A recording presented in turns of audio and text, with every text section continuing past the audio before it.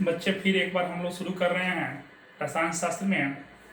आपको हम पढ़ा दिए हैं, अम्ल पढ़ा दिए हैं, क्षार पढ़ा दिए हैं, अम्ल का प्राकृतिक स्रोत पढ़ा दिए हैं, अम्ल का पहचान पढ़ा दिए हैं, क्षार का प्राकृतिक स्रोत पढ़ा दिए हैं, क्षार का पहचान पढ़ा दिए हैं, पीएच मान पढ़ा दिए हैं, पीएच मान का हमारे दैनिक जीवन में महत्व पढ़ा दिए हैं। अब हम नया टॉपिक शुरू कर रहे हैं, इसका नाम है लवण।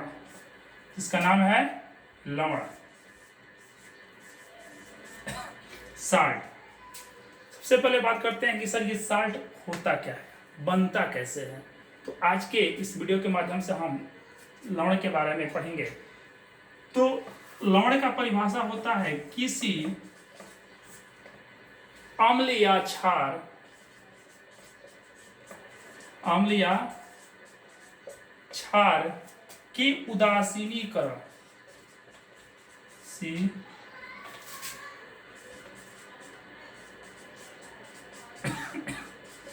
उदासीनीकरण अभिक्रिया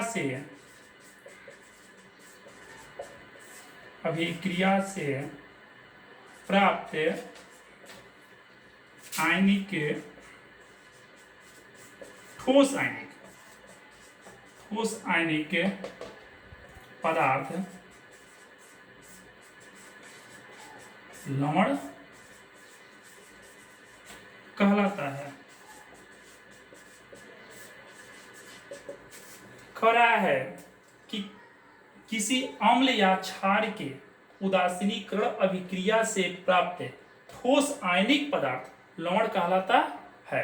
अब हम बात करते हैं कि अम्ल को जान गए क्या होता है और क्षार भी जान गए क्या होता है। यानी अम्ल और क्षार दोनों को हम उदासीनीकरण अभिक्रिया के साथ जो हमें प्राप्त होता है वो क्या कहलाता है, लवण कहलाता है।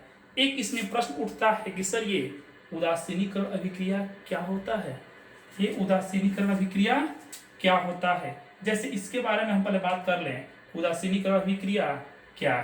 कह रहा है देखिए अम्ल, यहां ये हुआ लवण का परिभाषा। अब हम बता रहे हैं उदासीनीकरण। अम्ल क्या बोल रहा है, अम्ल, अम्ल के बारे में आप जानते ही हैं। और क्षार क्या कर रहा है, क्षार की विशेषताओं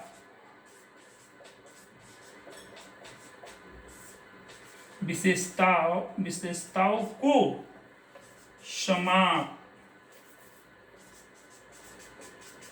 समाप्त कर उनके रासायनिक मिलन को उदासीनीकरण अभिक्रिया कहते हैं। अब आपको समझ में आया होगा कि उदासीनी अभिकरण क्या कहलाता है।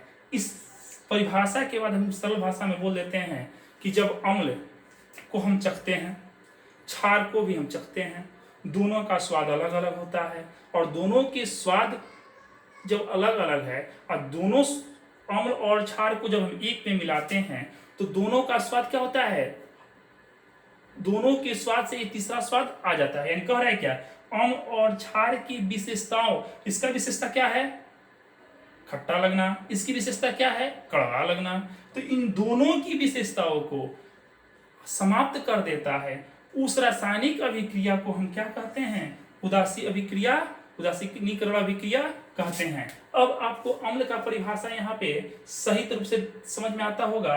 किसी अम्ल या क्षार की उदासीनी अभिकरण, यानी उदासीनी अभिकरण मतलब क्या, वही अभिक्रिया जो अम्ल और क्षार की विशेषता को क्या करता है, समाप्त कर देता है, वही अभिक्रिया क्या कहलाता है, उदासीनी अभिकरण क्रिया कहलाता है। और जो उससे प्राप्त होता है वह क्या कहलाता है, लवण कहलाता है। चलिए आगे हम देखते हैं कैसे लवण बनता है। तो यहां तक बच्चों क्लियर हो गया। अगर आपको क्लियर नहीं हुआ है फिर हम कह रहे हैं कि हमारे नंबर पे, सर के नंबर पे कॉल करके बता सकते हैं कि सर को इस परिभाषा को फिर से समझाइए या लवण चैप्टर को फिर से पढ़ाइए। हम आपको पढ़ाने का प्रयास करेंगे।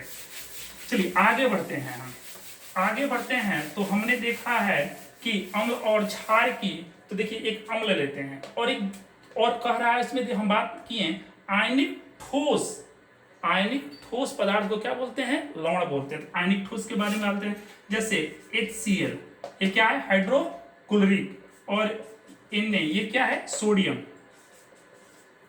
हाइड्रोक्लोरिक, और ये प्लस सोडियम, सोडियम, ये दोनों मिलाते हैं, ये क्या है, अम्ल है, पढ़े हैं पिछले वीडियो में। ये क्या है सोडियम। अभी हम बात करते हैं आयनिक ठोस की, तो एक अम्ल के साथ केवल एक धातु को भी अभिक्रिया कराते हैं। तो देखिए होता क्या है, NaCl प्लस H का क्या हुआ, इसमें विस्थापन हुआ। तो ये भी हम कह सकते हैं कि अम्ल के साथ किसी धातु को अभिक्रिया कराएंगे तो लवण बनेगा और प्लस जल का हाइड्रोजन का विस्थापित होगा, क्योंकि आपको मालूम है कि अम्ल में हाइड्रोजन उपस्थित रहते हैं और लवण में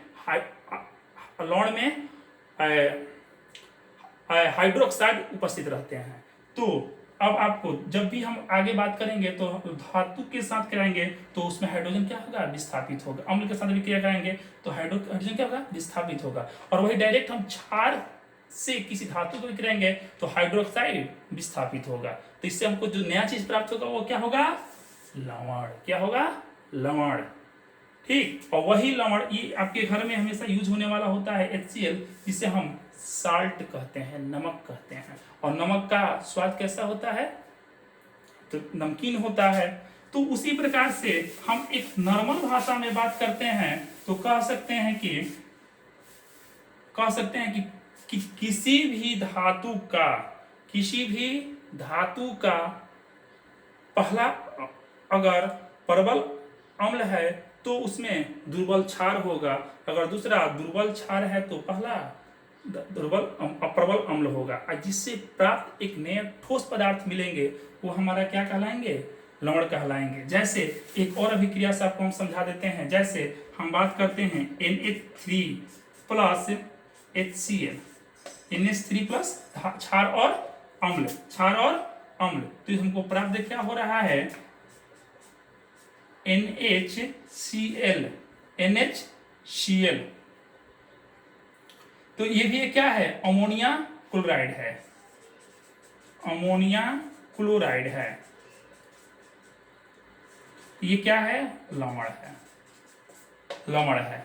अब हम और उसके बाद से कभी कभी लवण और क्षार को अभिक्रिया हम कराते हैं तो जल की भी विस्थापित होता है, यानी ठोस पदार्थ और नया चीज में जल बनता है। जैसे 2HCl हाइड्रोक्लोराइड को हम किससे अभिक्रिया कराएंगे, तो 2NaOH से कराते हैं तो हमें क्या प्राप्त हो रहा है बाबू, हो रहा है 2H2O यानी जल प्लस 2NaCl, 2NaCl, यानी ये हमारा जल हुआ और ये हमारा क्या हुआ, लवण हुआ। क्या हुआ, लवण हुआ। इसी तरह से हम अनेक प्रकार के हम लवण को बनाते हैं। जैसे कुछ लवण का उदाहरण देते हैं आपके सामने हम, आपको समझ में आ गया कि लवण का निर्माण कैसे होता है। यानी कहने का मतलब है अम्ल और क्षार को दोनों को परस्पर मिलाते हैं तो दोनों की विशेषता को अलग कर एक नए विशेषता नए पदार्थ बनता है जिसे हम ठोस आयनिक पदार्थ को हम लवण कहते हैं। या जो परिभाषा को अभी हम विषय दिखाए हैं उससे भी हम आपको समझा सकते हैं।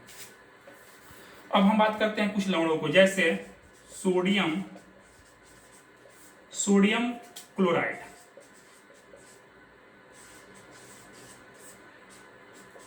NaCl। नोट भी आप कर सकते हैं, स्क्रीनशॉट इसका ले सकते हैं। Calcium chloride,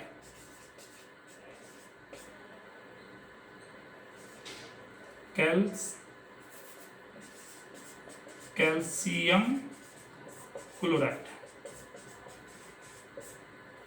CaCl3, calcium CaCl3। Magnesium chloride,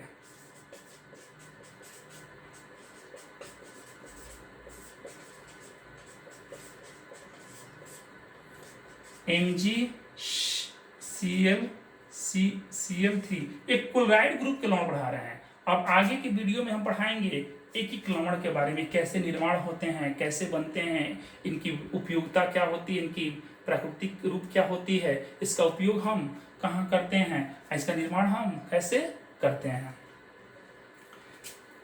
zinc chloride,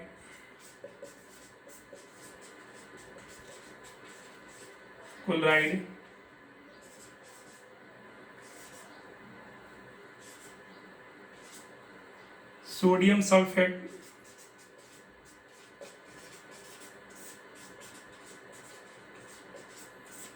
sulphate,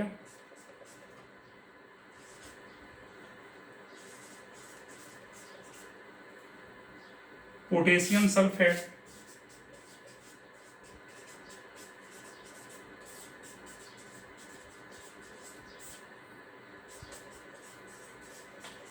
इस प्रकार से हम अनेक पर कम से कम आपको 20 लवण के बारे में बताएंगे और 20 के बारे में बताएंगे कैसे कैसे बनते हैं। आगे हम पढ़ना चाहते हैं आपको कि लवण कितने प्रकार के होते हैं। लवण कितने प्रकार के होते हैं? मुख्यतः लवण 4 प्रकार के होते हैं। मुख्यतः है लवण 4 प्रकार के होते हैं।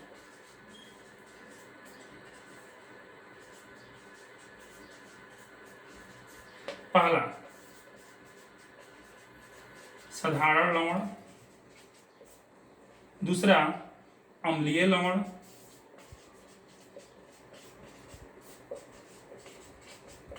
क्षारीय